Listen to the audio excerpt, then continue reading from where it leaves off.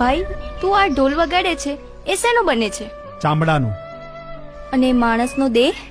એ પણ ચામડાનું. ઢોલમાં માણસનું ચામડું વપરાય છે? ના, તો શેનું વપરાય છે? જાનવરનું.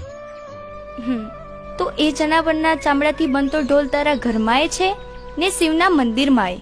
તો એમાં તો જગતને કોઈ ઊંચ નીચ નથી નડતી. જો મરી ગયેલા પશુના ચામડા પર કોઈ ઊંચ નીચ નથી કરતું ભાઈ, તો આ જીવતા માણસના ચામડા પર ઊંચ નીચ કેમ? કેમ મારા ભાઈ? વચન છે મારું કે જ્યાં સુધી હું જગતમાં યાદ રાખવામાં આવીશ ને ત્યાં સુધી તારું નામ મારા સાથે જોડાયેલું રહેશે ને સમાજને બતાવતું રહેશે કે કર્મ મોટો હોય ને તો માણસ મોટો, બાકી જાતથી મોટો એ રિવાજ ખોટો. માં, સતીના સતને જાણવા માટે અંતરની આંખો ખોલવી પડે માં. જેમ અર્જુનને શ્રી કૃષ્ણએ દિવ્ય સ્વરૂપ બતાવીને ભમણા ભાગી હતી ને, એમ માં તારા અંદર રહેલા સતીના દર્શન કરવાની